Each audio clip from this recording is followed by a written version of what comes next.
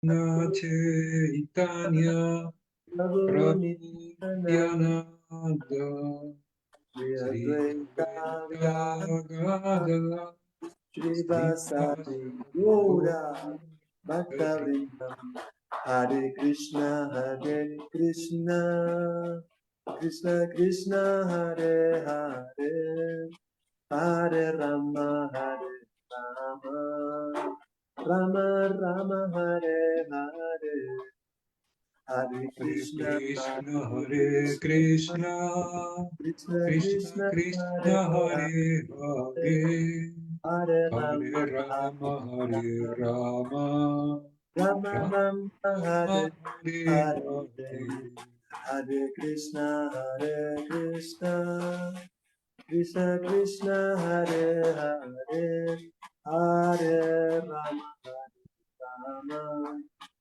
Rama Rama Hare Hare Hare Hare Krishna Krishna, Hare Hare Krishna Krishna, Krishna Krishna Krishna Krishna, Hare Hare Hare Hare, Hare Hare Rama Rama, Hare Rama, Rama Rama Hare Hare Hare Hare. Hare Krishna Hare Krishna Krishna Krishna Hare Hare Hare Rama Hare Rama Rama Rama Hare Hare Hare Hare Krishna Krishna, Hare Krishna, Krishna Krishna Krishna Krishna, Hare Hare Hare Hare, Hare Hare Rama Rama, Hare Rama, Rama Rama Rama Rama, Hare Hare Hare. Hare Krishna Hare Krishna Krishna Krishna Hare Hare Hare Rama Hare Rama Rama Rama Hare Hare Hare Hare Krishna Krishna, Hare Hare Krishna Krishna, Krishna Krishna Krishna Krishna, Hare Hare Hare Hare, Hare Hare Rama Hare Rama, Hare Rama, Rama Rama Rama Hare Hare Hare. Hare Krishna Hare Krishna Krishna Krishna Hare Hare Hare Rama Hare Rama Rama Rama Hare Hare Hare Hare Krishna Krishna, Hare Hare Krishna Krishna, Krishna Krishna Krishna Krishna, Hare Hare Hare Hare, Hare Hare Rama Rama, Hare Hare Rama Rama, Rama Rama Hare Hare Hare Hare. Hare Krishna Krishna Krishna Hare Hare Hare Rama Hare Rama Rama Rama Hare Hare Hare Krishna Krishna, Hare Hare Krishna Krishna, Krishna Krishna Krishna Krishna, Hare Hare Hare Hare, Hare Hare Rama Rama, Hare Rama Rama, Rama Rama Rama Rama, Hare Hare Hare Hare. Jaya Krishna Balaram Krishna Balaram Krishna Balaram Jaya Krishna Balaram Jaya Krishna Jaya Balaram Krishna Balaram, Krishna Krishna Balaram Krishna Krishna Balaram Balaram, Jaya Krishna Jaya Balaram Krishna Balaram. Jai Jagat Guru Shila Prabhupada Jaya Jagat Guru Shila Prabhupada Jai Jaya Jagat Guru Shila Jagadguru Srila Prabhupada Prabhupada, Jai Jaya Jagat Guru Jagadguru Shila Srila Prabhupada Jai Prabhupada, Prabhupada Prabhupada Prabhupada Jai Jaya Prabhupada Jai Jaya Jaya Jaya Prabhupada Prabhupada, Prabhupada Prabhupada, Prabhupada Jai Prabhupada, Jaya Jaya Jaya Jai Prabhupada, Jaya Prabhupada, Prabhupada, Prabhupada, Jai Jaya Prabhupada, Jaya Jaya Jaya Jaya Prabhupada, Prabhupada, Prabhupada, Prabhupada, Prabhupada, Prabhupada, Jaya Jaya Prabhupada, Jaya Jaya Jaya Prabhupada. Gurudev, Gurudev, Gurudev, Jaya Jaya Gurudev, Jaya Jaya Jaya Gurudev, Gurudev, Gurudev, Gurudev, Gurudev, Jaya Jaya Jaya Gurudev, Gora Bhakta Vrinda Jaya Jaya Gora Gora Bhakta Bhakta Vrinda Brinda. Hare Krishna. Hare Hare Krishna. Krishna. Bueno, bienvenido nuevamente Chitra Prabhu.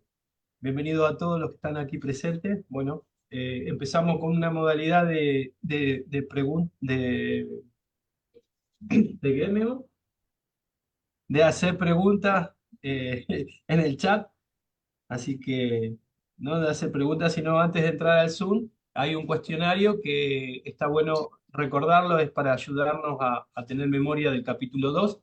Esto fue algo pedido que surgió de la otra clase para que nosotros también entremos en sintonía con el capítulo 2 y con la sintonía de este capítulo, que es el capítulo 3, que el profesor Chitra Prabhu nos va a estar exponiendo y seguro que va a hacer alguna referencia hacia... Así que somos todo oídos. Hare Krishna. Bueno, queridos Vaishnavas, les ofrezco mis respetuosas reverencias, agradecimiento a Dhenupal Prabhu por organizar siempre estos encuentros con tanto entusiasmo y por supuesto mi agradecimiento también para todos los Vaishnavas y Vaishnavis que están presentes en todas estas clases para darnos un tiempo y un espacio para analizar el Bhagavad Gita tal como es, traducido y comentado por su divina gracia, a Bhaktivedanta Swami Srila Prabhupada. En el encuentro de hoy, específicamente, vamos a abordar el análisis del capítulo número 3, cuyo título es Karma Yoga. Pero si me permiten, quisiera hacer un breve Mangala Charana. Panchakalpatarubhyascha kripa sindhuvya vacha patitanam pavanebhyo vaishnavebhyo namo namaha. Namo Vishnupadaya Krishna Pristaya Bhutale Srimate Hanumat Prasad Swami Tinamine. Om Agyana Timirandasya Gyanangena Shalakaya Chakshuru Militam Yana Tashmai Shri Gurame Namaha. Jai Sri Krishna Chaitanya Prabhu Nityananda Shri Advaita Gadadhar Shri Vasadi Gaur Bhakta Vrindam. Hare Krishna, Krishna Krishna, Hare Hare, Hare Rama, Rama Rama. Muy bien. Entonces, la idea es poder, de manera previa al abordaje del capítulo 3, efectuar una síntesis muy breve de lo que vimos en el capítulo 2, para que de alguna manera quede clara la conexión entre ambos capítulos. Entonces, al comienzo del capítulo 2, Arjuna se encuentra, al igual que al final del capítulo 1, Arjuna se encuentra extremadamente decaído. Al comienzo del capítulo número 2, Arjuna, al igual que al final del capítulo 1, sigue sin deseos de pelear, pero una cuestión importante es que a pesar de toda su confusión y de todo su dolor y de toda su angustia, podríamos decir, Arjuna da un excelente paso al comienzo del capítulo 2, que es aceptar a Krishna como su guru, como su maestro espiritual. Es decir, Arjuna se da cuenta que por su propia inteligencia, que por su propio esfuerzo, no iba a poder resolver el dilema de participar o no participar en la guerra por sí mismo, y decide recurrir a su primo y amigo que es Krishna para que lo oriente como maestro espiritual. Entonces, la primera instrucción fundamental que encontramos en el capítulo 2 de parte del gurú hacia el discípulo es el hecho del autoconocimiento. Saber que el cuerpo es materia, saber que el alma es espiritual y que tras la muerte del cuerpo el alma reencarna.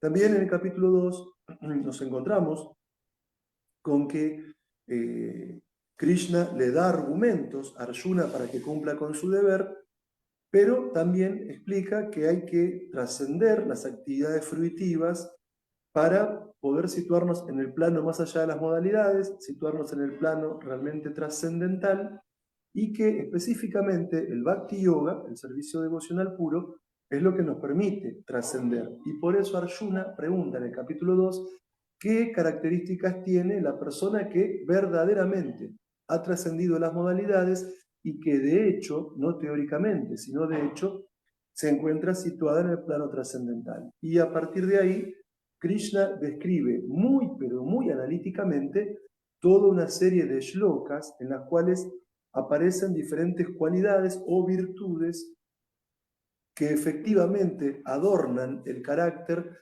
de la persona que verdaderamente y de hecho está situada en la trascendencia, y al final Krishna dice que ese es el camino de la vida espiritual y divina y que quien lo sigue alcanza la perfección. Bien, esto deja las bases sentadas para el capítulo 3, Karma Yoga, que es el que hoy vamos a analizar.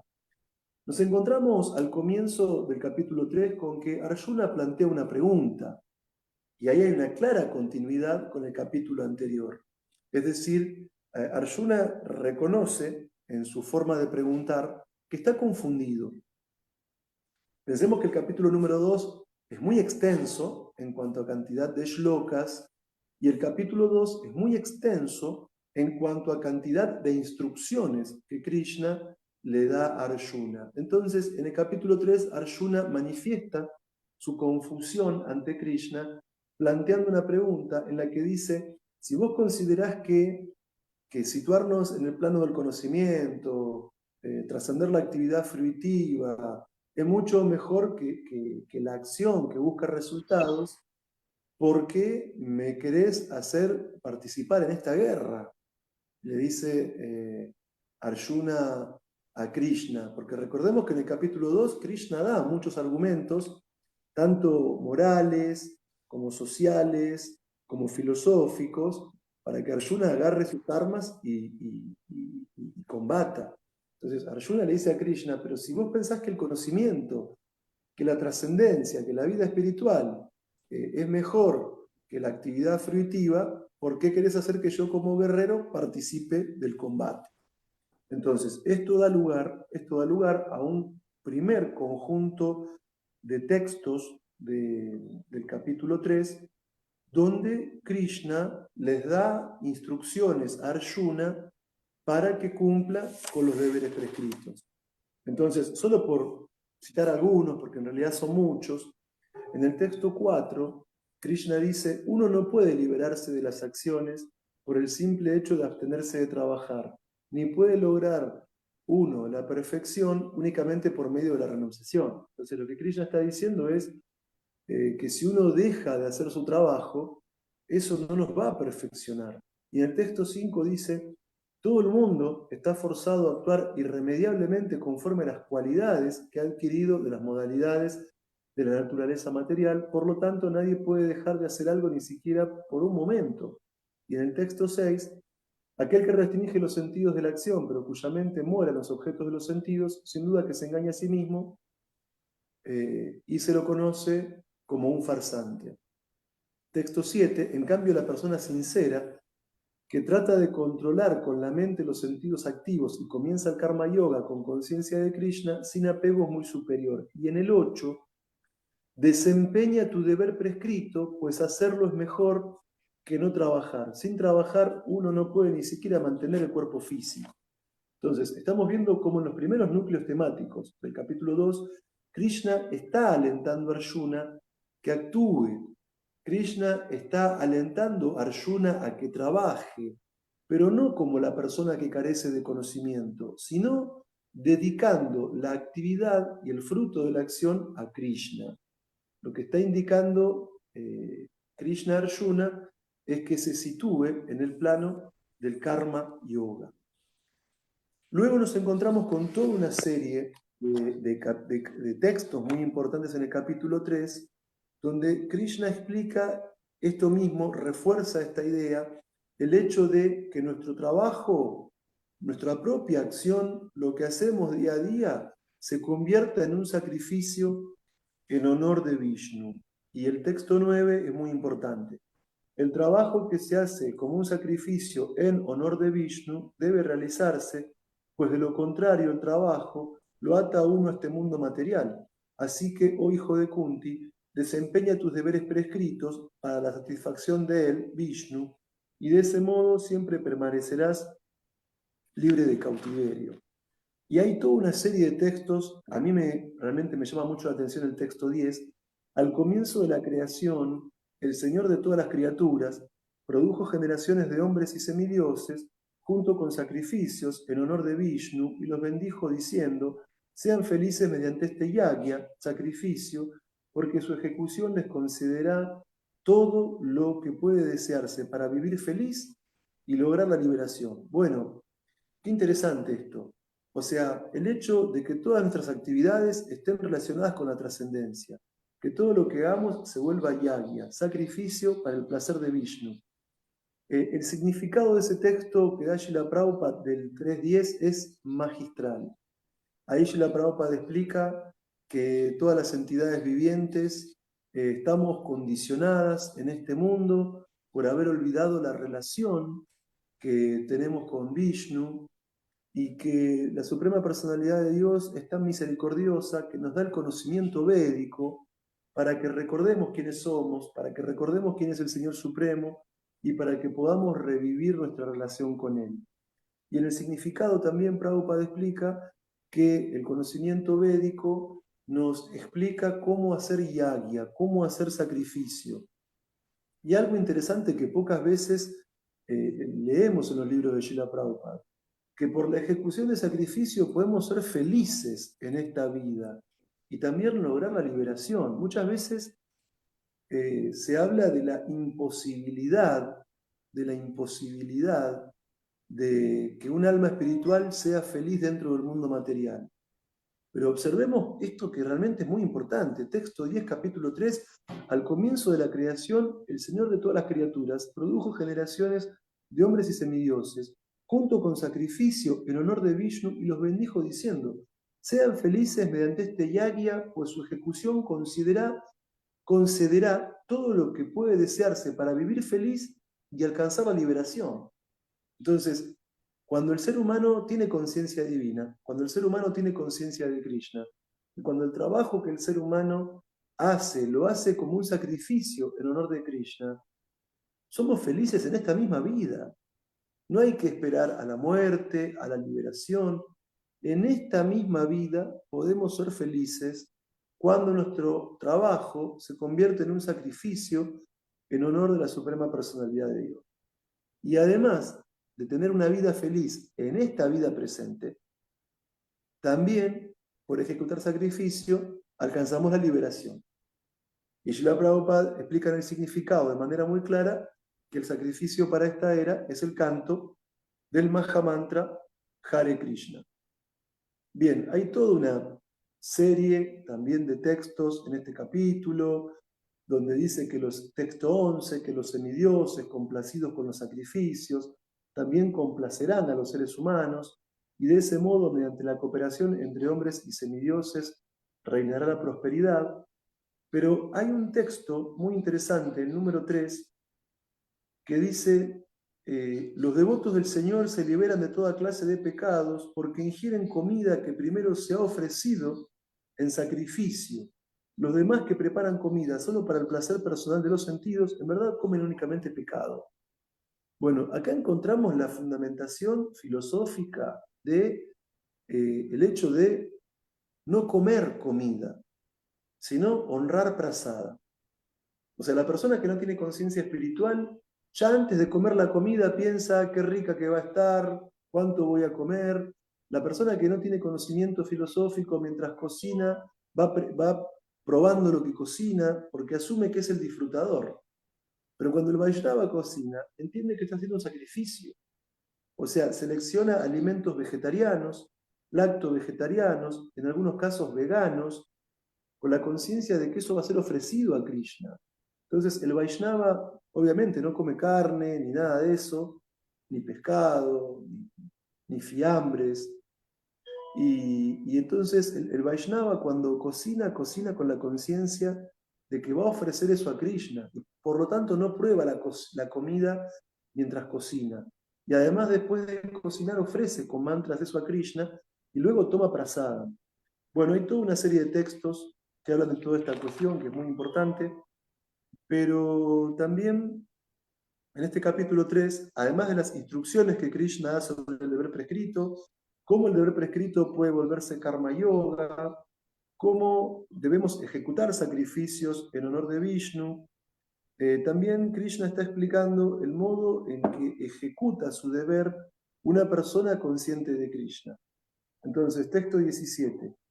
Pero una persona cuyo disfrute proviene del ser, cuya vida humana está dedicada a la comprensión del ser, y a quien únicamente lo satisface el ser, saciado plenamente, para él no hay ningún deber.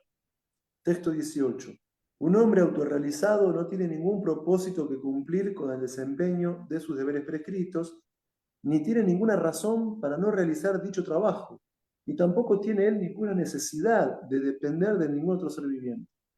19. Por lo tanto, sin estar apegado a los frutos de las actividades, uno debe ejecutar como una cuestión de deber, pues uno debe actuar como una cuestión de deber, pues por trabajar sin apego uno llega al Supremo. Y ahí es claro, en el texto 20, los reyes, tales como Yanaka, lograron la perfección únicamente mediante la ejecución de los deberes prescritos. Por consiguiente, debes realizar tu trabajo solo para educar a la gente en general. Y esto nos introduce en un punto muy importante. La cuestión de la ejemplaridad de las acciones, ¿sí? O sea, una persona autorrealizada no deja de cumplir sus deberes prescritos, pero una persona autorrealizada no tiene apego al resultado de la acción. Una persona autorrealizada está más allá de eso, ¿por qué? Porque está satisfecha con sus actividades espirituales en conciencia de Krishna. Pero aún así, las personas autorrealizadas actúan de manera ejemplar. Y eso se explica claramente en el texto 21, ¿sí? Y en los subsiguientes. Por ejemplo, texto 21.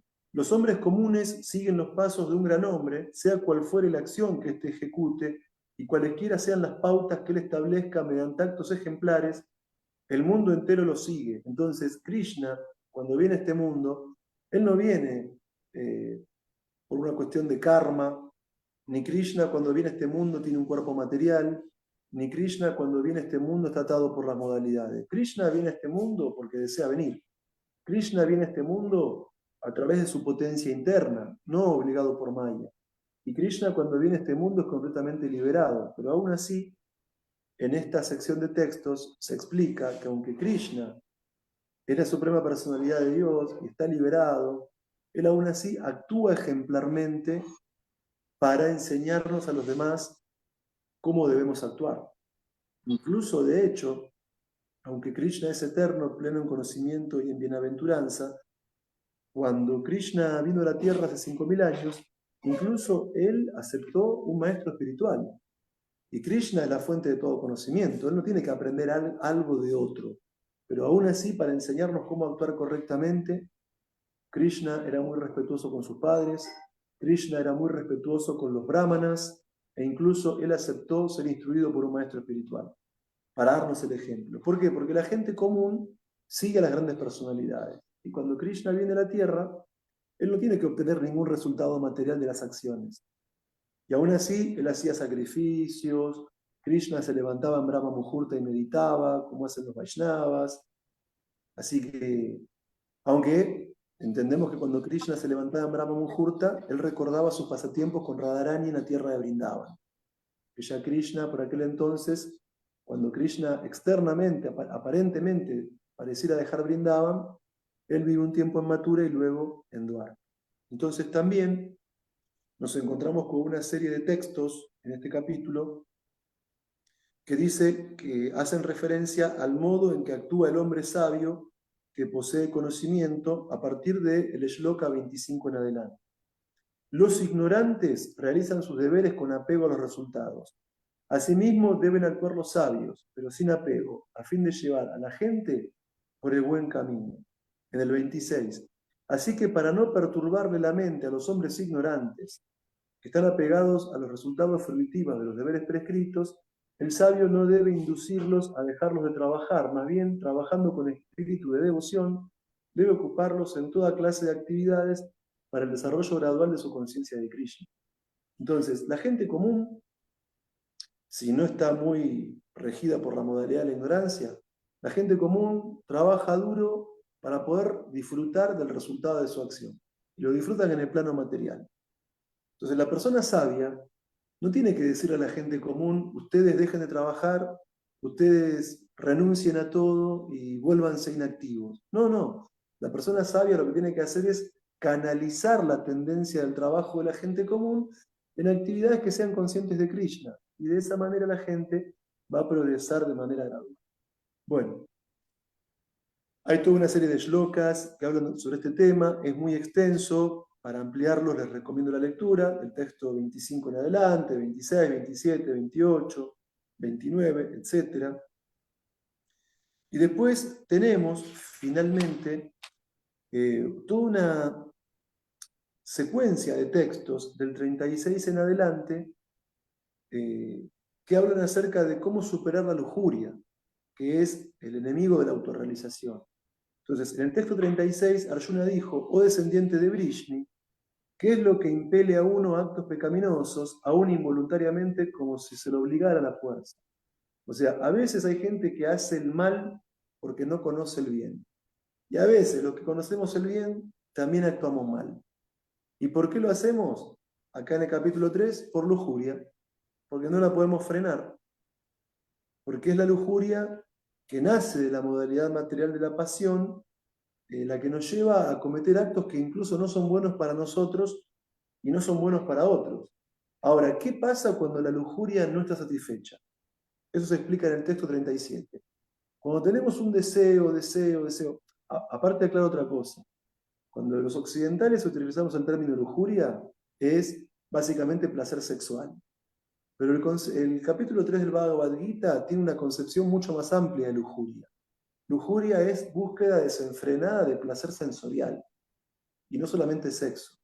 Cualquier tipo de placer sensorial no regulado es lujurioso. Ahora, ¿qué es lo que pasa? ¿Qué es lo que pasa? Que cuando nosotros tenemos deseos lujuriosos, del tipo que sea, y no podemos complacerlos, cuando los deseos materiales que tenemos, del tipo que sea, no los podemos complacer, entonces, ¿qué pasa? Surge la ira. Del deseo insatisfecho surge la ira. Y la ira es sumamente peligrosa en la vida espiritual. Como vamos a ver más adelante, ya casi al final del Bhagavad Gita, Krishna dice que hay 3 puertas que conducen al infierno. La lujuria es una y también la ira es otra. Entonces, porque uno cae de vuelta en el charco de la existencia material. Cuando uno tiene un deseo material, no lo puede cumplir, se enfurece, le agarra ira. La ira lleva a que perdamos el control. Y cuando perdemos el control, ya estamos de vuelta en el plano material. No salimos del plano material. Entonces, ese punto es muy importante. Entonces, Krishna está dando una visión también táctica en el capítulo 3, porque nos explica dónde está asentada la lujuria.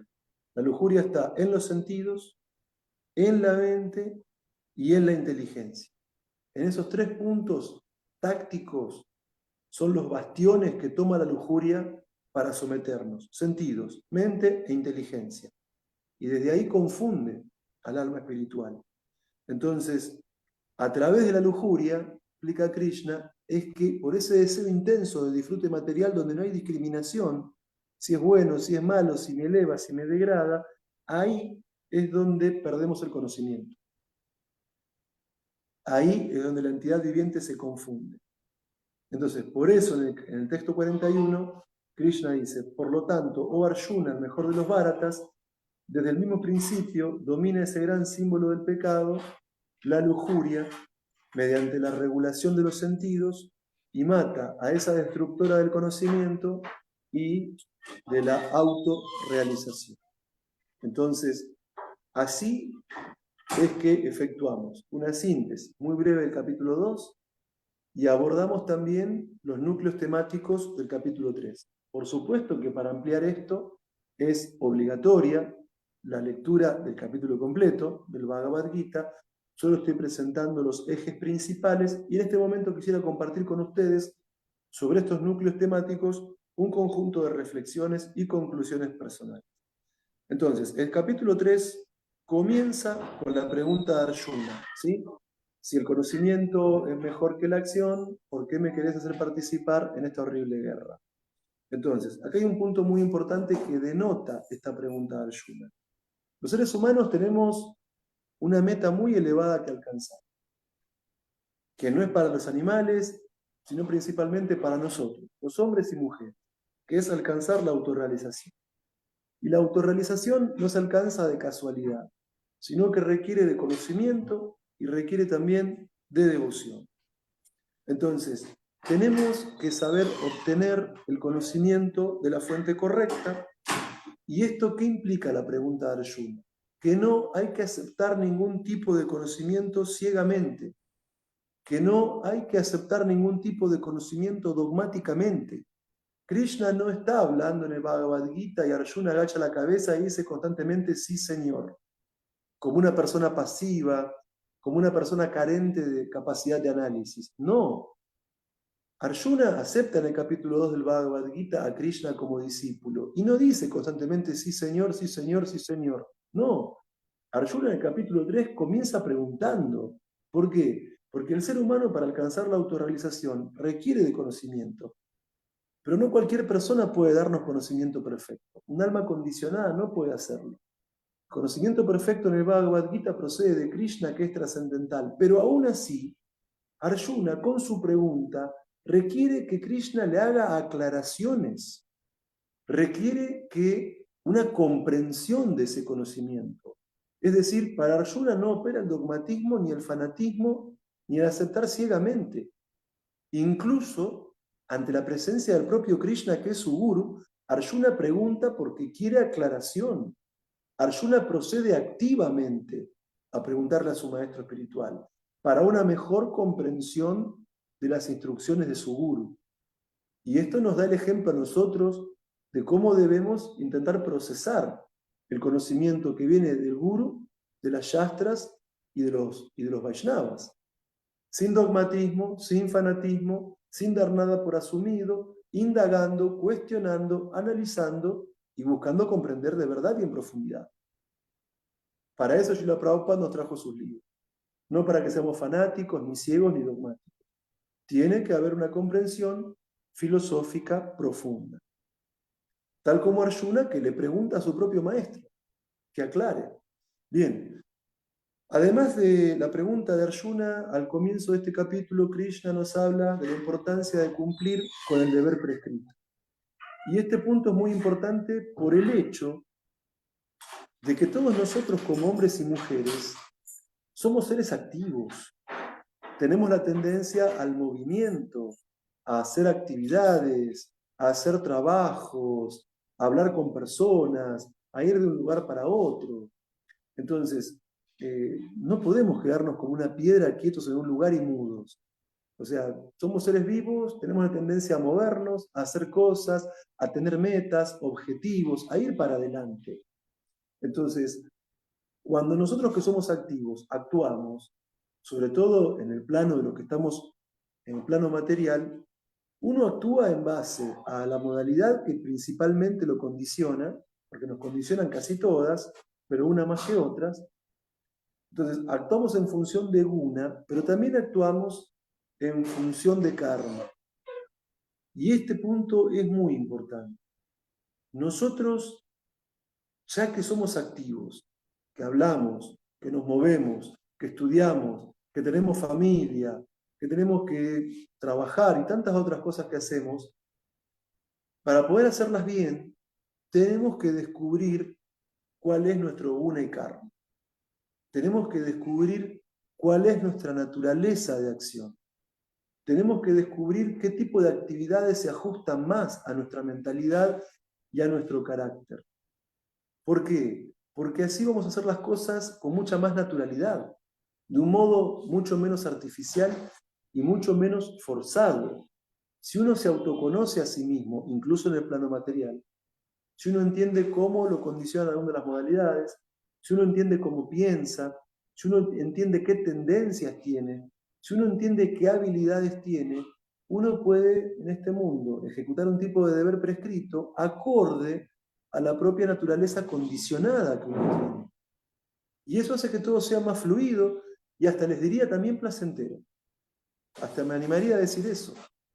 Porque claro, cuando uno dice, bueno, me autoconozco, está bien, no soy el cuerpo, soy alma espiritual, parte de Krishna, está bien. Ese es el autoconocimiento profundo, jnana, la concepción que Krishna nos daba en la primera sección de textos, o una de las primeras secciones de texto, del capítulo 2 del Bhagavad Gita, cuando decía, nunca hubo un tiempo que yo no existiera, ni tú ni todos estos reyes, y en el futuro ninguno de nosotros dejará de existir. Sí, perfecto, esa es filosofía estándar de ISKCON.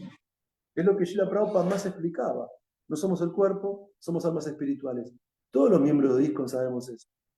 Ahora, también materialmente tenemos un guna, tenemos un karma que tenemos que conocer para poder hacer que nuestros deberes sean más fluidos, más naturales y hasta les diría más placenteros. Una vez recuerdo un gurú en el templo de Andonaegui, en la década de los 90, había un devoto que era así muy intelectual, que leía mucho, muy inteligente, y el gurú dijo en la clase, recuerdo, dice, si a este devoto lo ponen a hacer servicio en la cocina, a los 2 meses se va del templo. A los 2 meses, 3 meses se va. Si lo ponen a distribuir libros, a estudiarlos, a dar clases, se va a quedar en ISKCON toda su vida. ¿Por qué? Porque hay que entender que tenemos una naturaleza. Claro que, por supuesto, los que pasamos por la experiencia de formación en el templo de jóvenes, básicamente pasamos por todos los servicios. Limpiar el templo, cortar boga, ayudar en la cocina, limpiar baños, ayudar a limpiar la parafernalia del puyari, barrer el templo, barrer la vereda, salir a Sankirtan los días de maratón. O sea, sí, lógicamente. Cuando uno recién comienza y uno es bhakta y sobre todo es joven, sobre todo cuando uno es joven y tiene la posibilidad de tener la experiencia en el templo, bueno, uno pasa por todos los servicios. Bueno, si uno realmente es sincero, ¿no? Y uno desea avanzar uno pasa por diferentes ayuda ahí en el puyari, a los brahmanas, a limpiar la parafernalia.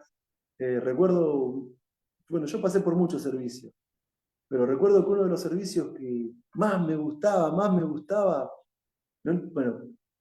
me acuerdo que hace mucho tiempo, en los 90, en el templo de Andonaegui, teníamos el Vyasa de Prabhupada vacío. Estaba el asiento de la charya, pero no estaba ahí sentado el acharya.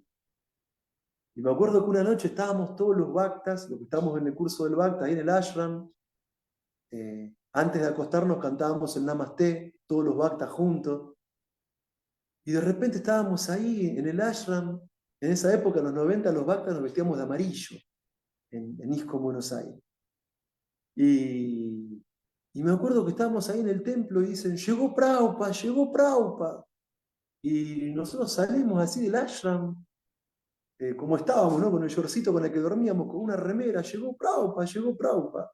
Y recuerdo que había llegado en una caja enorme, habían enviado la Murti de Prabhupada. Y claro, los brahmanas la habían llevado a un lugar, estaban así como desembalando, y en un momento sacaron la caja, y yo me saqué la remera, me acuerdo que me saqué la remera, y empecé a juntar toda la goma espuma que había venido la Murti de Prabhupada para hacer una almohada remanente de Prabhupada, me acuerdo. Puse la goma, claro, una caja enorme, y ahí todos los bhaktas empezaron a sacar la remera y a poner la goma espuma para hacerse una almohada remanente de Prabhupada, me acuerdo. Porque nosotros nos enseñaban en el curso de bhaktas que no había diferencia entre la Murti y la deidad. Técnicamente dicen que no hay diferencia. Y después me acuerdo, creo que fue en el año 96, me acuerdo, que hicieron la instalación de la deidad de Prabhupada en el templo de Buenos Aires. E instalaron la deidad grande, de tamaño natural, y instalaron la Murti chiquitita que teníamos nosotros del curso de Bhakta, me acuerdo. Que la teníamos ahí en nuestro ashram, que le hacíamos ahí también. La bañábamos, todo el servicio que hace la deidad. Y después de eso, me acuerdo que me dieron el servicio fijo de limpiar el Vyasa de Prabhupada. Y ese servicio a mí me encantaba. Me encantaba. Porque además en ese tiempo, atrás donde estaba la parte del respaldar de los brazos, era hueco eso. Y ahí tenía la bailarina, tenían los cepillos, a la parte, era limpiar el Vyasa de Prabhupada para mí era lo más. Era lo más, me acuerdo. Y aparte, bueno, también limpiar debajo, el mármol y la parte donde estaba la marca de las huellas de los pies del loto de Prabhupada. Era limpiar todo eso, el bronce también de la y para mí como bhakta limpiar el Vyasa de Prabhupada era un honor y una alegría, y me emociona hasta el día de hoy contárselo. Y aparte me tocaba también como puyari atender la deidad de Prabhupada chiquitita del curso de bhakta. Era hermoso. Me acuerdo que también me tocaba lavar la ropa, plancharla, hermoso. Néctar. Entonces, uno tiene que, cuando es bhakta y es joven y tiene la experiencia de templo, puede pasar por todos los servicios y gradualmente descubrir cuál es la naturaleza de uno. Y es muy importante. Y me acuerdo que allá en los 90, cuando estaba en el templo, ahí que ayudaba en la cocina y todo eso, llegaba a la clase después del Gaur Artik y los devotos importantes, los mega sankirtaneros, Aravinda Prabhu, Gauraprema Prabhu, el hermano de Gauraprema, Gauranga Deva, Daya Maya, Govardhan Lila, todos los majas sankirtaneros esos estaban todos en la calle, distribuyendo libros. Y me acuerdo que me decía, en ese tiempo estaba Daití ella en el templo, y me decía, Bhakta Martín, vamos, a dar la clase. Y ahí yo ya iba descubriendo, ¿no? Que lo mío iba así, atender la deidad, leer los libros de Srila Prabhupada, dar las clases. Y me acuerdo que era Bhakta y día de semana me tocaba dar la clase. Y no me voy a olvidar nunca, un día, un domingo, hice el Mangalártica ahí con los devotos, y me acuerdo que me puse ante Gaura Nitai después del Govinda, y estaba ahí a Gaura Nitai orándole, digo, por favor, póngame en el servicio de dar clases, esa es mi naturaleza, póngame a dar clases. Y me dice, y estaba en el templo en ese momento, que siempre está viajando, ahora vuelve en mayo, Jagadbandhu Prabhu, domingo a la mañana, clase de Bhagavatam, Martín, a dar la clase. No me voy a olvidar nunca de eso. Y había brahmanas, devotos iniciados, devotos sankirtaneros, y me dice Jagadbandhu, Martín, a dar la clase. Y bueno, uno va descubriendo. Dentro de ISKCON uno pasa por todos los servicios y uno va descubriendo cuál es su naturaleza. Entonces, como dijimos, dentro de los núcleos temáticos, comienza con la pregunta de Arjuna, luego se habla del deber prescrito, hay que descubrir nuestra naturaleza para hacer un servicio que sea para Krishna, pero que a su vez nos haga felices servir a Krishna. Es muy importante eso. Entonces, otro núcleo temático es que hay que hacer sacrificio para Krishna. Y acá viene el punto de descubrir nuestra naturaleza, pero no para ser felices materialmente. Y acá viene lo importante. Todos nosotros tenemos cualidades de trabajo. Yo recuerdo también un amigo mío, Vaikuntanath Prabhu, él era de Punta Alta, y él también tuvo una época en el templo de Andonegui que vivió, y él había ido a una escuela industrial, una escuela técnica, y él estaba en su salsa cuando reparaba cosas eléctricas, hacía mantenimiento del templo, porque era su naturaleza. Tenía esa naturaleza del trabajo manual y me acuerdo que Vaikuntanath era experto en todo eso. Entonces, hay que hacer sacrificio, lo cual le implica, en este punto, conectar nuestras cualidades de trabajo para Krishna. No descubrir nuestras cualidades de trabajo para disfrutar mejor de la materia. No. Descubrir quién apunta al trabajo manual, quién apunta al comercio, o a la ganadería, o al trabajo rural, quién apunta al liderazgo, a guiar a otros, quién apunta al trabajo intelectual. ¿Para qué? Para que descubriendo nuestra propia naturaleza, digo condicionada, porque naturaleza eterna es que somos almas espirituales, pero materialmente estamos afectados por cierto tipo de guna y karma, y tenemos que descubrir cuál es ese guna y karma y aplicar esas cualidades de trabajo a modo de sacrificio para Krishna, teniendo en cuenta que Krishna, como dicen las versiones de los 80 del Bhagavad Gita, que Krishna es el supremo disfrutador de todos los sacrificios y austeridades. ¿Sí? Porque ahora, y el beneficiario, el disfrutador y beneficiario de todo sacrificio y austeridad. Entonces, cuando descubrimos quiénes somos, espiritualmente y materialmente, podemos utilizar nuestras cualidades espirituales y materiales al servicio de Krishna. Que ese es un punto muy importante que enseñó Srila Bhaktisiddhanta Sarasvati, el Yukta Vairagya, el utilizar todo al servicio de Krishna. Entonces, ¿qué quiere decir esto? ¿La vida espiritual de uno no va a durar mucho tiempo? ¿La vida espiritual de uno no va a ser muy satisfactoria cuando uno niega quién es? Cuando uno se da la espalda a sí mismo, esa vida espiritual no va a ser muy fructífera. Entonces, no hay que negar lo que somos, ni siquiera hay que negar lo que somos condicionadamente.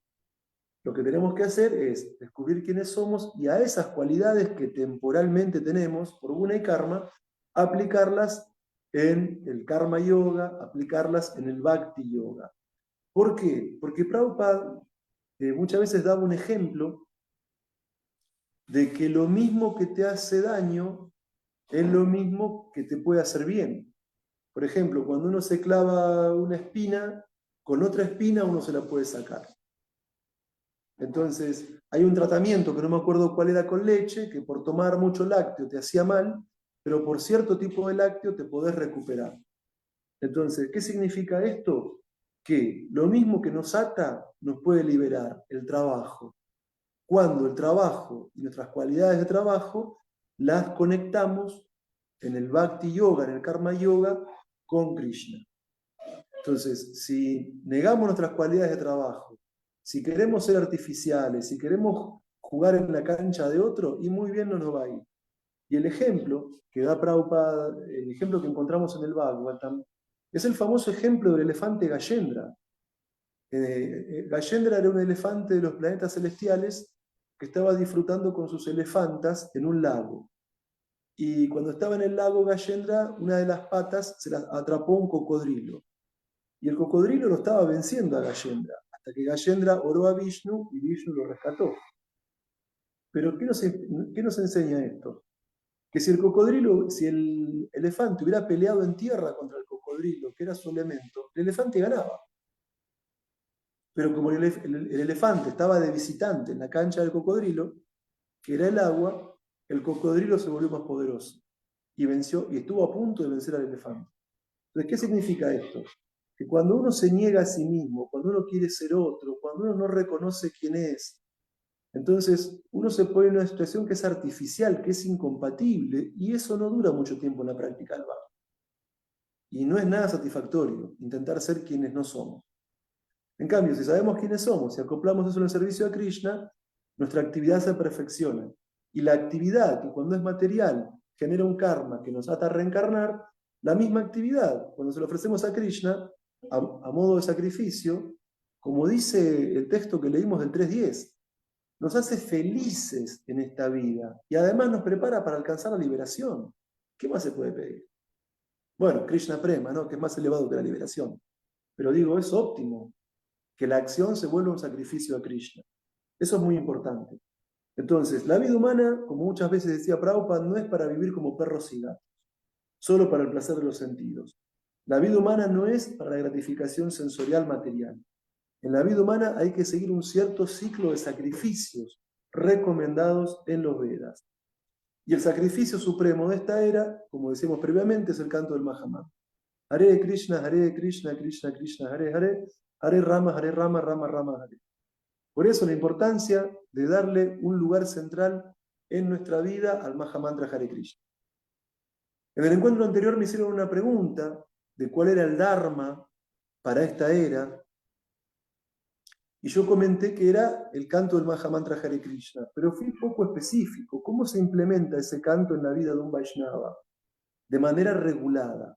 Sí, por supuesto, cuando vamos al templo, o nos juntamos con amigos, o virtualmente, cantamos Hare Krishna, perfecto, a modo de vayan, a veces bailamos a modo de kirtan, pero es muy importante el canto regulado a modo de japa, y sobre todo en el horario del Brahma Muhurta, en el horario en que hacemos Mangal Arati. Entonces, me preguntaban en el encuentro anterior cuál era el Dharma de esta era. Bueno, el Dharma es cantar Hare Krishna, y cualquier contacto que tenemos con el mantra es beneficioso. Como decía Chaitanya Mahaprabhu, no hay reglas y regulaciones estrictas para cantarlo. Cualquier canto, hasta el canto en broma, el canto en modo burla, siempre el contacto con el canto de Mahamantra Hare Krishna es beneficioso. Claro que según el nivel de conciencia que tenemos, el efecto del canto es más o menos profundo, ¿sí? Por supuesto. Pero el canto de las rondas en Brahma Muhurta antes de la salida del sol es extremadamente potente como modo de avance espiritual. Que es lo que a veces me pasa, que me hacen la pregunta en la clase, me doy una respuesta básica, pero después me la quedo pensando y Paramatma me da más información. Entonces, es muy importante el canto de las rondas en Brahma Muhurta. Comenzar de a poco, tal vez un Mangal Arati y unas rondas, aunque sea una vez a la semana, cuando uno no vive en el templo, como una austeridad, como un sacrificio para Krishna, en su forma de Chaitanya Mahaprabhu y el Panchatattva, y después, cuando le tomamos el gusto, ya nos vamos levantando más seguido. Temprano, Brahma Muhurta, Mangal Arati corto en casa, unas rondas antes de ir a trabajar, antes de ir a cursar, antes de llevar a los chicos a la escuela. Entonces, ese proceso de yagya, del canto del santo nombre, es muy poderoso, sobre todo en Brahma Muhurta. ¿Sí? Es muy poderoso. Como cuando dice Krishna de Bhagavad Gita, los sacrificios soy la yapa. Muy importante el canto de yapa.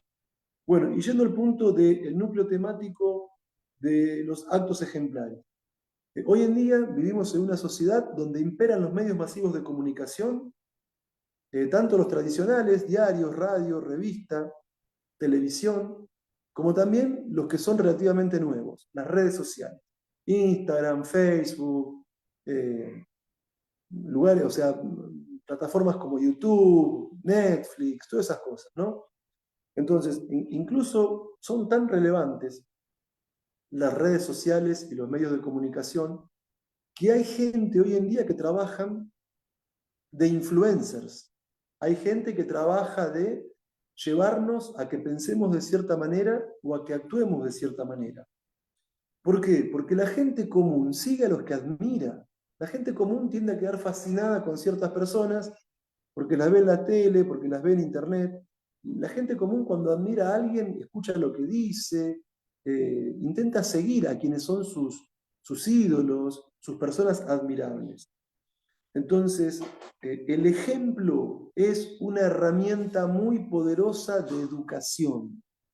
O sea, no solamente uno aprende por lo que le dicen, uno aprende mucho por lo que ve.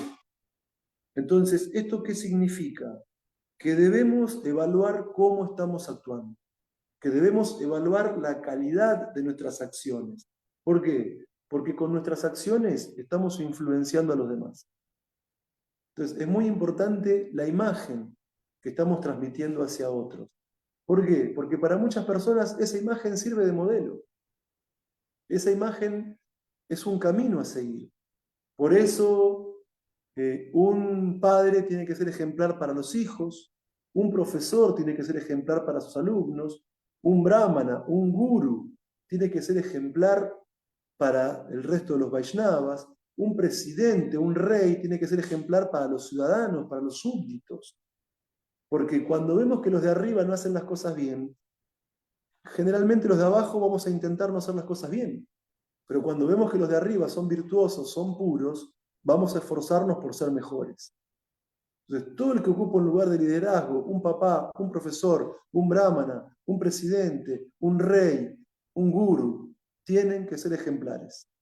¿Por qué? Porque la gente común sigue los pasos de las grandes personalidades, tanto en la vida material, con los medios masivos de comunicación, los influencers en las redes sociales, como también en la vida espiritual.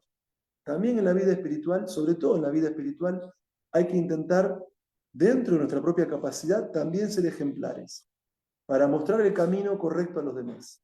Y ese punto es muy importante. Y como vimos en una de las secciones de los capítulos de hoy, que Krishna mismo, estando liberado, actúa correctamente para enseñarnos cómo actuar correctamente. Y es Krishna, que él no tiene ningún deber específico que cumplir. Bien, entonces, hay personas que buscan una vida espiritual. Sí, eso es muy importante. Hay personas que buscan a alguien que los guíe en la vida espiritual. Pero tenemos que saber distinguir quién es ese guía, quién es ese maestro, quién es ese gurú. Entonces, las personas avanzadas en la vida espiritual son personas determinadas en la práctica. No es que hoy cantan la ronda, 3 semanas no, después vuelven a cantar de vuelta, hoy siguen los principios regulativos, 2, 3 años no. O sea, los que son verdaderamente avanzados son estables, son totalmente estables. Yo todas las mañanas, cuando me levanto temprano, antes de la salida del sol, ofrezco oraciones a mi maestro espiritual, a Srila Prabhupada. Siempre recuerdo que mi maestro, que mi acharya, que la acharya de todos ustedes, ¿sí?, es un océano de cualidades auspiciosas, que al ocuparnos en el canto del Mahamantra Hare Krishna, nos libera del ciclo del nacimiento y la muerte. Entonces, es muy importante en la vida espiritual, no solamente que actuemos de manera ejemplar, sino que elijamos con inteligencia quién es nuestro guru, quién es nuestro acharya, ¿sí? Y ese punto es fundamental, porque Srila Prabhupada dio la vuelta al mundo entero, Srila Prabhupada nos trajo el canto de Hare Krishna, nos trajo los libros, la adoración de la deidad, nos enseñó a peregrinar por los lugares sagrados, nos enseñó que la práctica del yoga y de todos los yogas, el fruto más elevado es el Krishna Prema. Entonces, es muy importante quién nos lidera, es muy importante quién nos guía, es muy importante a quién tomamos como punto de referencia en la vida espiritual. Y para saber qué cualidades tiene que tener un gurú genuino, como mínimo hay que leer el texto 1 del Upadeshamrita y no aceptar a cualquier persona como maestro espiritual. Porque mínimo, si no tiene control de los sentidos, ya sin control de los sentidos nadie puede ser gurú. ¿Sí? Ese punto es muy importante. Y de ahí todo el resto de las cualidades que tiene que tener. Pero hay algunas básicas de entrada. control del impulso de la lengua, del estómago, del órgano genital, de la ira y todo eso. Sin eso no se puede ser maestro espiritual. ¿Por qué? Porque quien no tiene todo eso bajo control, eso es lo que nos lleva a la última sección del capítulo de hoy. Quien no tiene los sentidos bajo control, bueno, cae bajo el dominio de la lujuria. La lujuria nos domina y bajo el efecto de la lujuria dejamos de lado lo que está bien. Y por la lujuria hacemos acciones que nos encadenan a tener que nacer en el ciclo del nacimiento y la muerte. Y por eso la lujuria de todo tipo, puede ser superada con conocimiento trascendental, con regulación de los sentidos y con la práctica del bhakti. Y con eso sintetizamos el encuentro del capítulo hoy. Todas las glorias de Srila Prabhupada, a los devotos reunidos, Hare Krishna, Aum Tat Sat. Aum Tat Sat. Bueno, muchas gracias. Bueno, ¿quién hace la primera pregunta? Si tienen preguntas. Ah, vamos, vamos, vamos. Chaturbuya. Disculpen que vine tarde, estaba en un programa y traté de llegar lo más rápido que pude, así que discúlpenme, Chitra Prabhu, soy un alumno retrasado, póngame una sanción a mí, baja nota para el curso. No tengo preguntas, desde lo que agarré, digo, habla muy claro, yo por lo menos no tengo nada que agregarle. Gracias por la clase, Prabhu. Gracias a ustedes que me soportan todo este tiempo. Gracias a ustedes. Valentina y Facundo, ¿preguntas? Hare Krishna, reverencias. Muchas Hare gracias Krishna. por compartir hermosa. Yo quería consultarle porque dijo que hay 3 puertas que conducen al infierno: la ira, la lujuria y la tercera. Y la codicia. Y la codicia. Sí. Eso lo explica Krishna ya en capítulos más avanzados. Y que dice que, bueno, que esas son 3 puertas que conducen al infierno porque llevan a la degradación del ser. O sea, en base a ira, lujuria y codicia, es que actuamos en el plano puramente material. Y bueno, y ahí obviamente uno ejecuta acciones que producen karma y que nos llevan a reencarnar dentro del mundo material. Y aparte no solamente a reencarnar, sino que en algunos casos a degradarnos a formas de vida infrahumanas. Como explica Krishna en el Bhagavad Gita. A veces quien no practica vida espiritual pierde la posibilidad de alcanzar un cuerpo humano. Y Krishna dice, yo los lanzo reiteradamente en ese tipo de especies de vida. Usa términos muy fuertes, Krishna. Vida demoníaca, dice Krishna. Muchísimas gracias, muy linda la clase. Bueno, muchas gracias. Sí, Janmastami. Sí, Haribol, Hare Krishna, Prabhu, reverencia, gracias por la clase. Yo quería preguntarle por qué de la lujuria surge la ira. ¿Qué es lo que pasa? Se produce la ira, ¿no?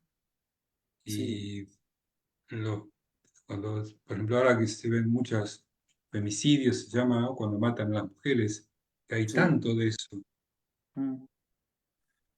Bueno, lo que yo entiendo que de la lujuria se pasa, porque, a ver, nosotros occidentales cuando pensamos en lujuria, por tradición judía, pensamos en el deseo, lo que llaman los cristianos el deseo carnal.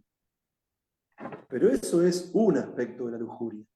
¿Sí? Lujuria es el deseo de poner en contacto los sentidos con los objetos de los sentidos. O sea, el oído tiene sus objetos de los sentidos, ciertos sonidos, el olfato tiene ciertos objetos de los sentidos, ciertos aromas, el tacto tiene cierto objeto de los sentidos, que son ciertas texturas, la lengua tiene cierto objeto de los sentidos, que son sabores, la vista tiene ciertos objetos de los sentidos, que son determinadas formas. Entonces, en la medida que los sentidos buscan disfrutar de los objetos de los sentidos, es lujuria, trátese de lo que se trate. ¿Sí? Uno puede tener lujuria de acumular un montón de libros, o de ir a comprar. Yo conozco gente que vive para comprar vinilos, discos de música y son capaces de, no sé, un montón de cosas por acumular, son coleccionistas, también es lujuria, coleccionistas de cosas, ¿sí? Entonces, lo que entiendo limitadamente, y también abro la pregunta, que ustedes la puedan responder, es que cuando la lujuria, que es ese deseo de que los sentidos entren en contacto con sus objetos de los sentidos, no se ve satisfecha, hay ira, ¿por qué? Porque hay frustración. Porque surge una frustración, porque hay un resentimiento de que yo quise tal cosa que no pude alcanzar. Entonces se produce una frustración que es destructiva muchas veces.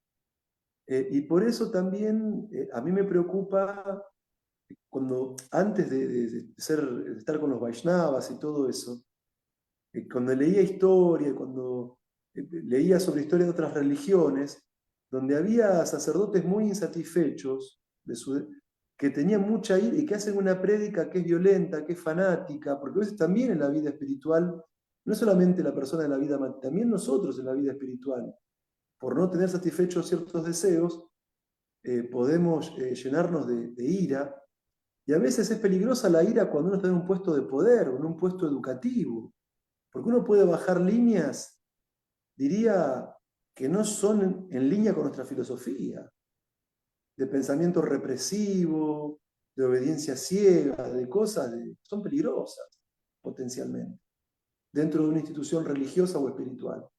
Es peligroso eso, es peligroso. Por personas que no están satisfechas, por personas que están iracundas, por personas y que a veces como están mal con ellas mismas, hacen sentir mal a otros también, institucionalmente. Porque están tan insatisfechos ellos, que son súper duros con los que están comenzando o intentando avanzar, y les cargan su frustración a los demás. Es peligroso eso, a nivel institucional. Es muy peligroso.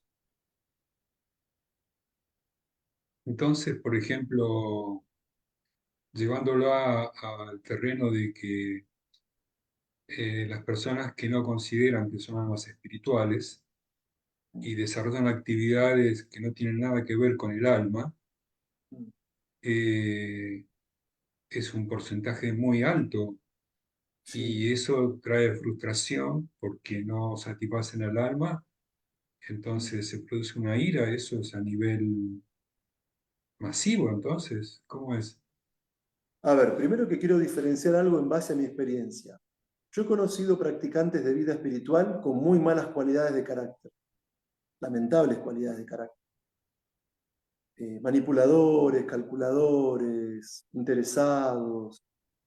Y he conocido personas materialistas, excelentes personas, con mucha serenidad, con mucha calma, con una bondad natural de ayudar al otro, de una preocupación real por el bienestar material del otro. O sea, digo esto hablando de la experiencia, no solamente de los libros.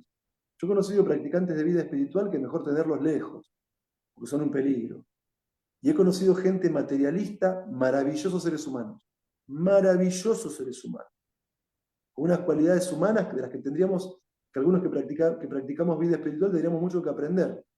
No de la finalidad que tiene esa gente, que es la complacencia de los sentidos, pero sí de las cualidades que tienen, porque aplicadas al servicio de Krishna, nos harían muy bien a nosotros, pero sobre todo a la vida en comunidad dentro de ISKCON. ¿Sí? Porque para la vida en comunidad son buenas esas cualidades. Ahora bien, todo esto que está pasando, que hay femicidio, que la gente se insulta cuando maneja con... Yo no sé ustedes los que viven en el interior, capaz que lo viven distinto, pero ustedes piensen que más o menos la mayor cantidad de los habitantes de Argentina viven acá en Buenos Aires. Tal vez la gente que vive en un pueblo, en un lugar chico, la gente todavía se saluda, la gente se respeta, la gente te cuida en los lugares chicos, pero en las grandes ciudades donde sos anónimo, hay mucha frustración, mucha insatisfacción, te insultan a veces cuando manejas con el auto, te tiran el auto encima, el que se te puede colar en la cola del supermercado se te cola. La gente por cuestiones mínimas manifiesta mucha rabia. ¿Por qué? Por la insatisfacción de la gente. Tal vez los que viven en pueblos chicos, ciudades chicas, con más contacto con la naturaleza, con el campo, trae más bondades. Pero los que estamos en ciudades grandes, acá hay mucha pasión. De correr, de que te tiro el auto encima, de que no respetan al ciclista, al que está con... o sea, entonces, ¿qué es lo que sucede? Ese deseo insatisfecho genera mucha ira, genera insulto, y genera también que en otro ámbito de cosas, que la gente esté comprando, comprando, comprando, porque está insatisfecha. El hecho de ser consumista es un síntoma muy grande de insatisfacción también. El hecho de querer comprar cosas nuevas, incluso cuando lo que tenés que es todavía viejo sirve, cumple su función, no. Tiro, compro, regalo, compro, o acumulo y compro cosas que incluso que ya tengo. Entonces sí, hay un nivel muy grande de insatisfacción por el deseo insatisfecho, que el test, el termómetro que nos permite medir, es el nerviosismo que tiene la gente, el que te insulten capaz que en la cola de un colectivo o para subirte a un tren, o que están comprando y comprando y comprando, y bueno, y uno ve esa insatisfacción por no tener la satisfacción interna del ser, del bhakti, del contacto con la divinidad. Y hay muchas formas de expresión de esa insatisfacción. Ira, violencia. Bueno, usted decía el tema de los femicidios, un caso clarísimo. Y todavía digo, qué suerte que tiene la gente que vive en pueblos chicos, en ciudades chicas, en contacto con campo y naturaleza. Porque la mitad de la Argentina prácticamente vive acá en Buenos Aires. Y acá se nota mucho el nivel de violencia, el nivel de consumismo, el nivel de crimen también. Es un tema que materialmente la gente no está satisfecha. Y por eso a veces se discuten, pelean por cualquier cosa. ¿Y qué decir de esto, ¿no? De estos hombres que terminan matando mujeres? Es terrible, eso es inhumano.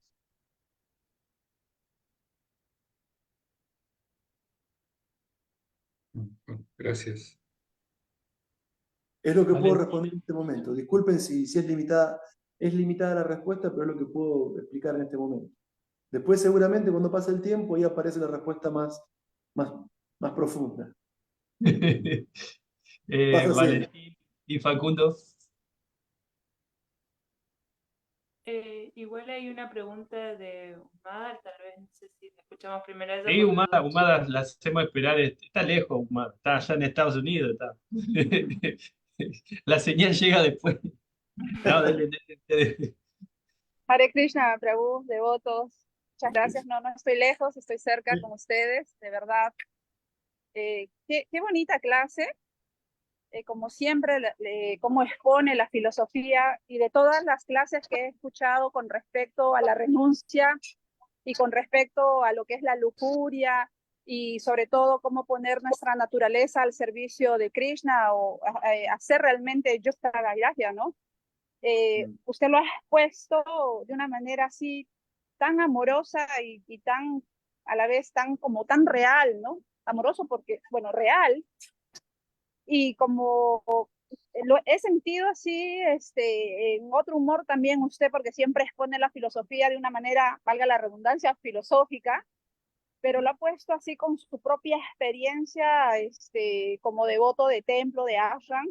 Imagino que debe haber pasado un buen tiempo, pero qué bonito ya contagiado, ¿no?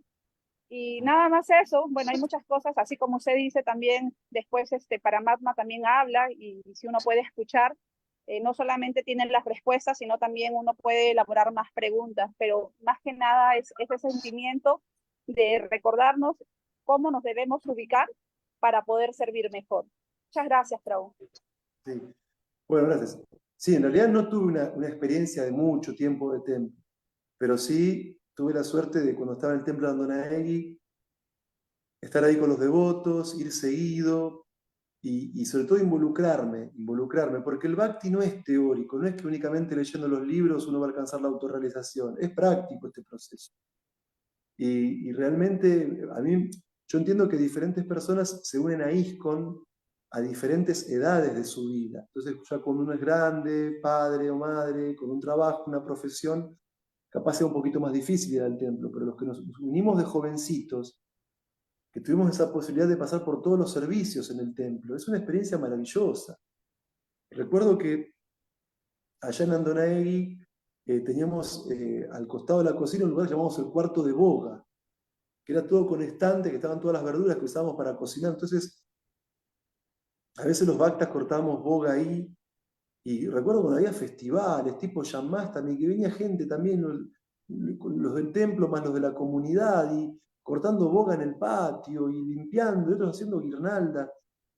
Realmente es hermoso cuando los devotos descubren, no solamente en sentido filosófico lo principal, que somos almas espirituales, sino cuando descubren su naturaleza condicionada cuál es y que la aplican al servicio de Krishna.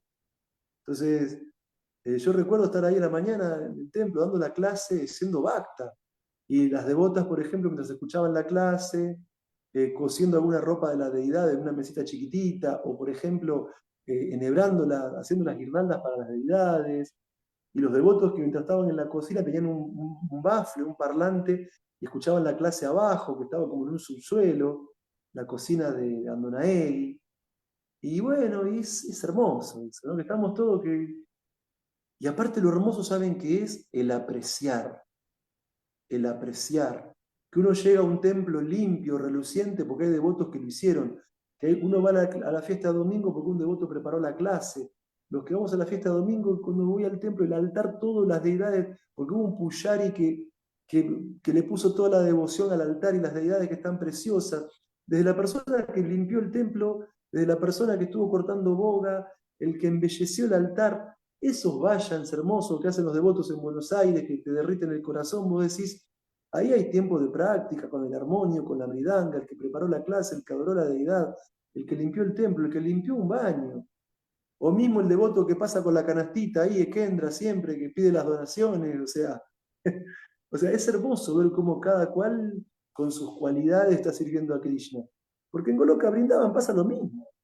En Goloka Brindavan hay devotos que son vaquitas y terneros, otros que son pavo real, otros que son árboles y plantas, otro que es una flauta o una guirnalda de Krishna, otros que son gopas, gopis, papás, mamás, el Yamuna, Govardhan. Y está cada cual está ofreciendo un tipo de amor específico a Krishna. Y lo mismo hacemos nosotros en el mundo material. Y nos preparamos para volver a casa. Le damos un tipo de amor específico a Krishna. Y aparte reconocemos también filosóficamente que esas cualidades que tenemos provienen de Él. O sea, en realidad le estamos dando lo que Él nos dio. Es como a veces cuando los chicos chiquitos quieren hacerle un regalo al padre o a la madre para el Día del Padre o Día de la Madre, la plata sale de los padres. O sea, los padres están pagando su propio regalo, pero ¿qué te da el hijo? El amor de dártelo. Nada más que eso. Nosotros también somos partes de Krishna, que le estamos dando a Krishna lo que Él nos dio a nosotros. ¿Cuál es el agregado nuestro? Que se lo damos con amor, pero todo lo que le damos viene de Él. Es así, como los hijitos chiquitos que prepararon algo en la escuela para papá o mamá con lo que papá o mamá les compraron. El chiquito pone el amor.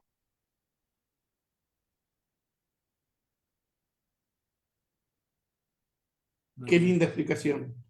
¿Sí? Bueno, tengo una pregunta en el chat. Se llama Jimmy Porras. Hare Krishna. Dice, la complacencia de los sentidos y la complacencia en el plano sutil, ¿podría elaborar en el plano sutil? ¿Se podría elaborar en el plano sutil? O sea, la Sí, complacencia de los sentidos. sí. Primero, la complacencia de los sentidos en el plano sutil es cuando la mente comienza a proyectar el disfrute. O sea, ya cuando la mente comienza en ese proceso de pensar, sentir y desear cómo disfrutar, cómo obtener los medios, a calcular los medios para llegar a ese fin que es el disfrute, ya ahí tenemos una complacencia de los sentidos sutiles. Después, tenemos una complacencia de los sentidos sutil, por ejemplo, en la inteligencia. En la inteligencia. O sea, y se los digo esto porque básicamente es mi trabajo. Cuando yo estudié la carrera de filosofía, el nivel de placer que te da el intelecto es impresionante y es sutil. O sea, los filósofos no están muy interesados en ganar mucha plata, ser millonarios, pero el placer que les da el conocimiento es indescriptible esa gente. De hecho, cuando Krishna describe las modalidades, que las personas que están condicionadas por la modalidad de la bondad encuentran placer en el conocimiento. Y no es que tenés que, no sé, tener no sé, una mansión, un yate. Vos a un filósofo le das unos libros y le das... Y el tipo disfruta como nada. O sea, el hecho de poder comprender una argumentación filosófica, pasar lógicamente de las premisas a las conclusiones, elaborar una argumentación con ejemplos, analogías. O sea, eso es un placer para la inteligencia que es enorme. Y es tan grande que, por ejemplo, para Aristóteles, en la Ética Nicomaquea, Él dice que la vida que más felicidad le da al ser humano es lo que llama vida contemplativa, que es la vida intelectual. El conocimiento a la persona que está en bondad le da un placer, pero es más, el que está en bondad no ni siquiera que quiere como el de pasión, vivir en una mansión gigante, el auto 0 kilómetros, las vacaciones en un all inclusive. El que está en bondad no le interesa. El que está en bondad se arregla con poco materialmente y la pasa re bien. El que sabe estar en bondad, que son muy pocos los que están en bondad. También sienten las miserias del mundo material, pero de un modo mucho más tenue que el que la siente el que está en ignorancia y en pasión. Entonces, cuando la mente planifica para disfrutar de los sentidos, ahí hay un goce sutil. Cuando la inteligencia capta la complejidad del conocimiento material, o por ejemplo, un artista que aprende una técnica nueva, que se apasiona, eso a un artista le da un placer que es enorme. Está yo que se aprendiendo una técnica como el puntillismo, hacer mandalas. ¿Sí?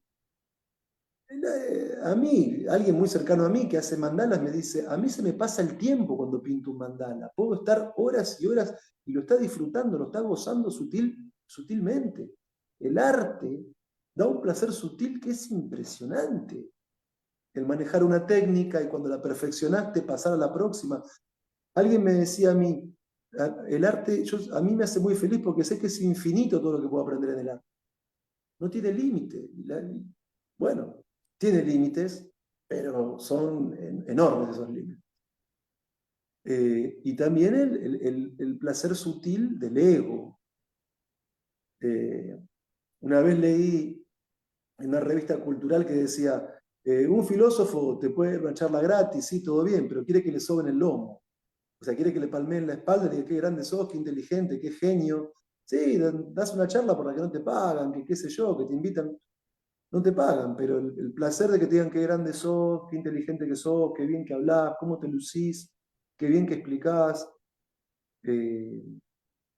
Entonces, eso es un ego, es un placer para el ego falso, sutil. Entonces, y mismo una vez yo estaba en el Templo Nuevo, acá en la calle Jorge Newbery, Ciudad de La Paz, donde un gurú decía, sí, a uno lo gratifica mucho en el sutil, que te glorifique. Y al principio uno lo disfruta, mismo en la vida espiritual, pero después de un tiempo lo querés hacer para Krishna, para vos. Al principio sí, te gusta que te digan qué grande, qué genio, pero después decís, yo no soy fuerte. Esta inteligencia viene de Krishna. Como Krishna dice en el Bhagavad Gita, soy la fuerza del fuerte, la inteligencia del inteligente, la habilidad del hombre. Esto viene todo de Krishna. Viene todo de Krishna. Entonces al principio sí, la disfrutas, te la crees. Y después decís, si Krishna no me inspira, si Paramatma no me inspira. Y después, ¿saben cuál es el siguiente paso? Cuando uno canta el santo nombre y entra en éxtasis, cuando uno hace un buen servicio, del que sea, ¿saben qué empieza a experimentar uno con el tiempo? Es que estos devotos que me rodean tienen tanta devoción que me la contagian.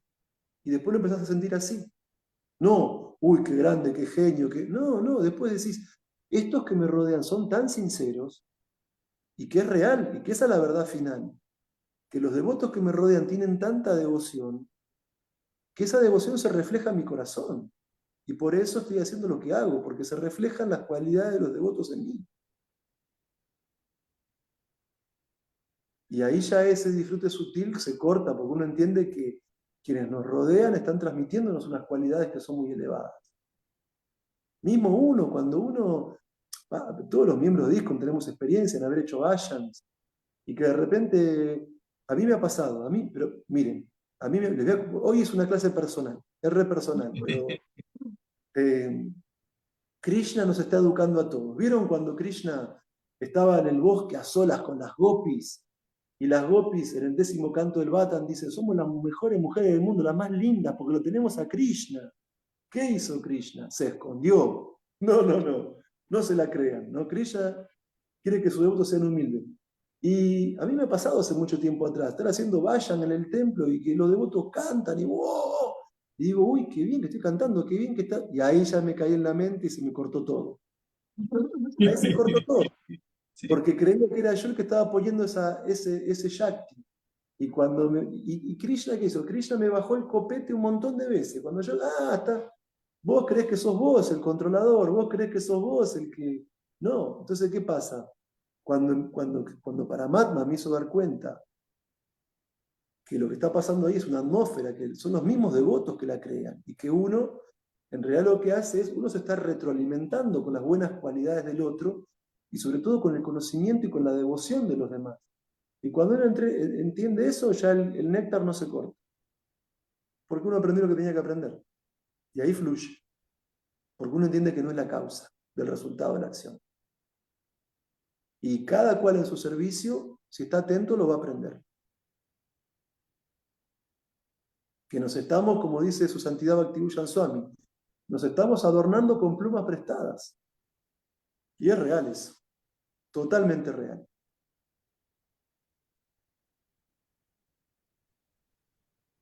Atitirtha Swami también en su libro El Guerrero Espiritual nombra que cuando uno trata de liberarse de la lujuria sexual, se transforma sutilmente en dominio hacia otro. Que Sí, esto también decía es peligroso y hay que controlarlo mucho. sí.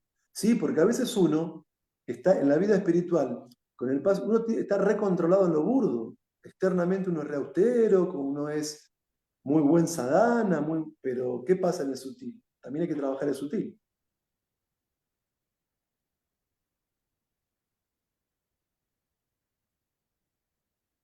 Y el punto es, uno dice, bueno, ¿y cómo trabajo eso?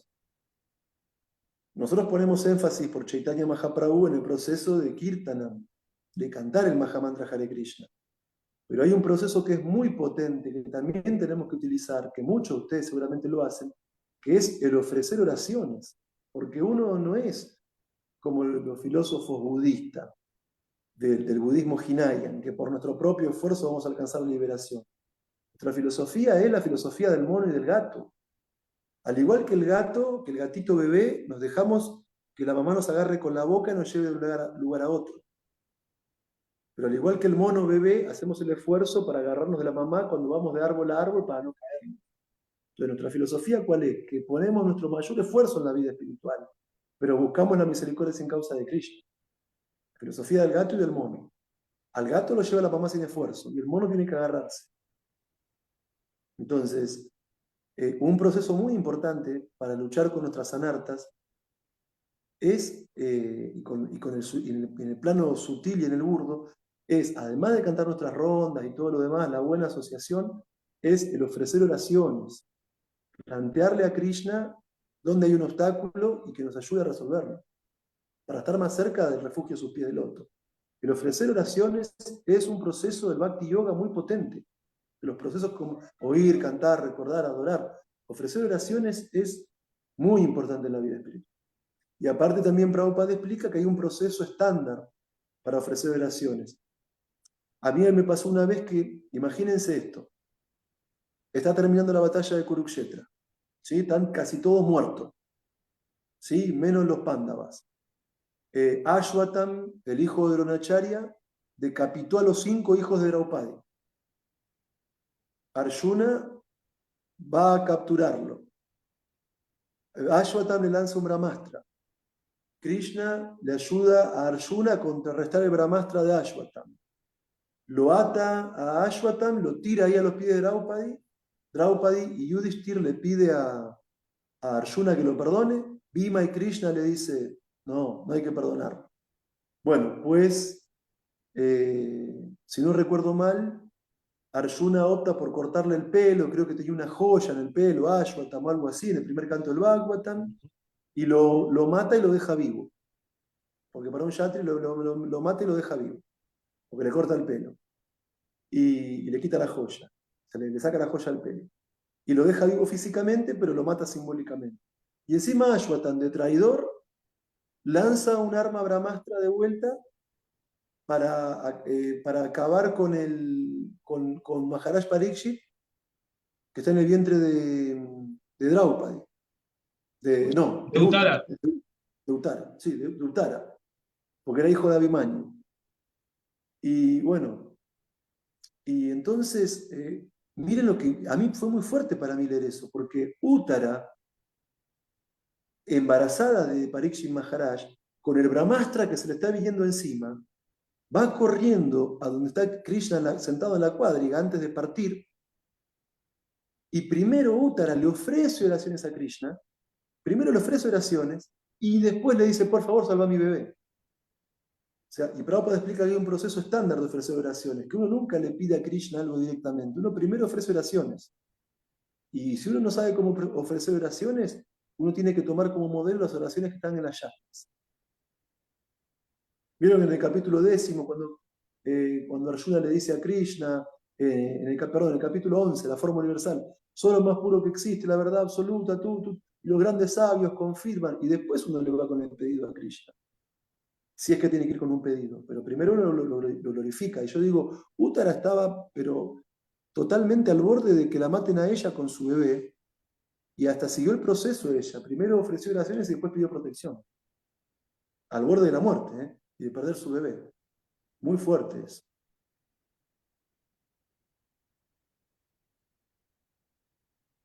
Sin palabras. Bueno, creo que ha llegado al, al final. Muchísimas gracias, Chitra Prabhu. Bueno, Mis ¿quieren? reverencias a todos ustedes, a todos los devotos reunidos. Muchas gracias por darme la oportunidad de este Krishna Katha. No, gracias a usted, Chitra Prabhu.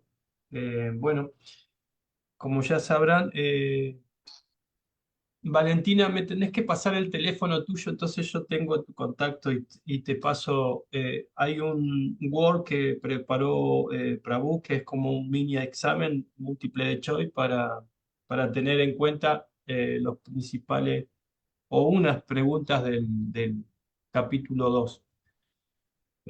Bien, eso es por un lado. No sé si tiene algo para contarnos, Chitra Prabhu, si cómo avanzó la página web de lo que estaban haciendo con los otros Vaishnavas. Consulté con la coordinadora del proyecto para el ISKCON Bhagavata Mahavidya acá en habla hispana de América Latina. Todavía están terminando de darle forma al curso. Ok, Cuando tenga alguna precisión, yo la comparto con usted y a partir de ahí la pueden compartir con los demás. muy bien. Muchísimas gracias. Bueno, entonces toda esta semana voy a hacer, el lunes vamos a tener programa de lectura, el martes tenemos a el Mahabharata Katha con Radhasita. El miércoles está Shrivas con el Srimad Bhagavatam. El viernes vamos a tener, bueno, tenemos la lectura que compartimos. El fin de semana tendremos otras noticias que después diré.